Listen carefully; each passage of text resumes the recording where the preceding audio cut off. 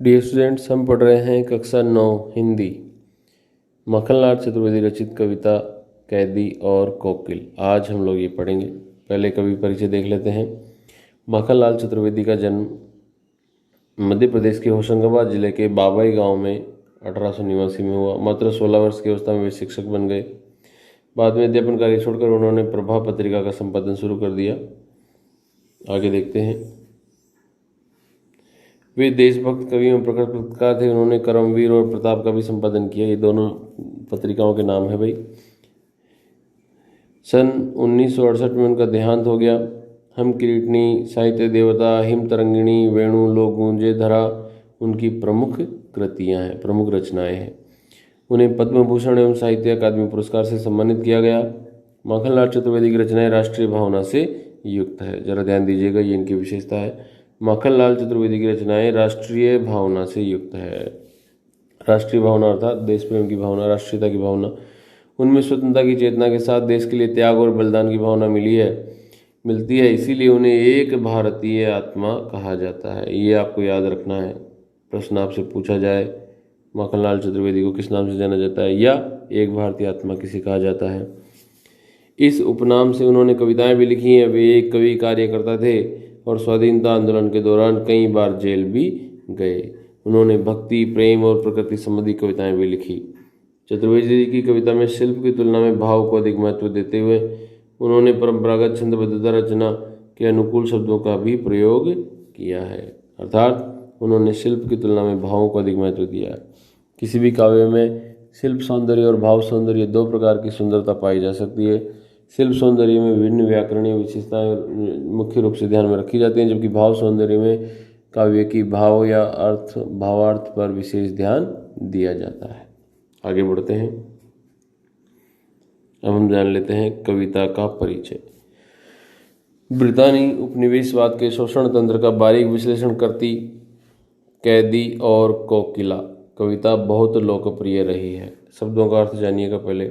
ब्रितानी मतलब ब्रिटिश, अंग्रेज लोग जो थे उनके लिए शब्द काम में लिया गया है। उपनिवेश, अंग्रेजों के द्वारा जिन देशों को अपने अधीन कर लिया गया, गुलाम बना लिया गया, वो देश उपनिवेश कहलाए। और इस प्रकार की जो प्रक्रिया है, ये जो प्रोसेस है जिसमें एक राष्ट्र के द्वारा दूसरे को अपना गुलाम बना लिया जाता है, इसे उपनिवेशवाद कहा जाता है।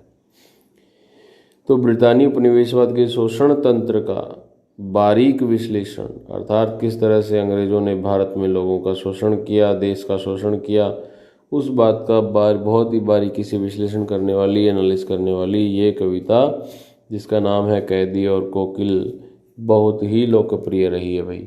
आगे देखते हैं। यह कविता भारतीय स्वाधीनता सेनानियों के साथ जेल में किए गए दुर्व्यवहारों और यातनाओं का मार्मिक साक्ष्य प्रस्तुत करती है। इस कविता में किसका वर्णन किया गया है? जो भारतीय स्वाधीनता सेनानी थे, देखिएगा यहाँ पर भारतीय स्वाधीनता सेनानी अर्थात भारत की आज़ादी के लिए लड़ने वाले लोग, जब उनको जेल में डाल दिया जाता था तो जेल में उनके साथ में किस प्रकार के दुर्व्यवहार, बुरे व्यवहार किए जाते थे, उनको किस प्रकार की यातनाएं यानी पीड़ाएं, कष्ट दिए जाते थे, उन सब का मार्मिक अर्थात हृदय को छू लेने वाला, हृदय विदारक साक्ष्य यानी कि सबूत प्रस्तुत करती हैं। अर्थात इस कविता में वो सब बातें कही गई है जो जेल में रहते हुए भारतीय स्वतंत्रता सेनानियों को साथ की जाती थी। आगे देखिएगा। कवि जेल में एकाकी और उदास है। एकाकी मतलब अकेला। कविता में जो बताया गया है वो यहाँ पर सारांश के रूप में दिया गया है कि कवि जेल के अंदर एकाकी है और उदास है, अकेला और उदास है। कोकिला से अपने मन का दुख, असंतोष और ब्रितानी शासन के प्रति अपने आक्रोश को व्यक्त करते हुए वह कहता है कि यह समय मधुर गीत गाने का नहीं है, बल्कि मुक्ति का गीत सुनाने का है। कवि को लगता है कि कोयल भी पूरे देश को एक कारागार के रूप में देखने लगी है, इसीलिए अर्धरात्रि में चीख उठी है। कवि बार बार कोकिल से कहता है कि अरे कोयल, क्या हुआ, तुम बताओ तो सही, तुम इस तरह से आधी रात में क्यों बोलने लगी हो? तुम्हें क्या दुख है, क्या परेशानी है? ध्यान दीजिएगा, दोबारा से बता रहा हूँ। कोकिल से अपने मन का दुख, असंतोष और ब्रितानी शासन के प्रति अपने आक्रोश, अपने क्रोध को व्यक्त करता हुआ कहता है कि ये समय मधुर गीत गाने का नहीं है। कोयल बड़ा ही मधुर गाती है, इसीलिए कवि कह रहा है कि हे कोयल, तुम आधी रात में बोल रही हो, आधी रात में गा रही हो। ये आधी रात का समय मधुर गीत गाने का बिल्कुल भी नहीं है, बल्कि ये तो देश की मुक्ति का गीत सुनाने का समय है।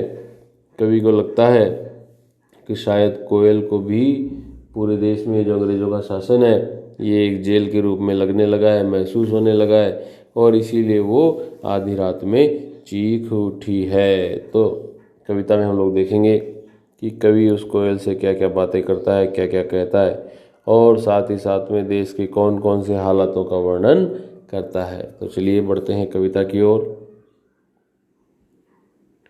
कैदी और कोकिला।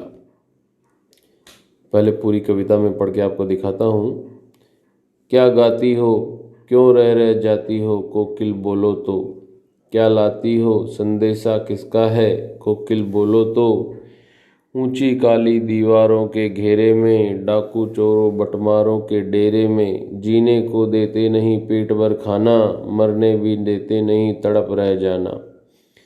जीवन पर अब दिन रात कड़ा पहरा है, शासन है या तम का प्रभाव गहरा है।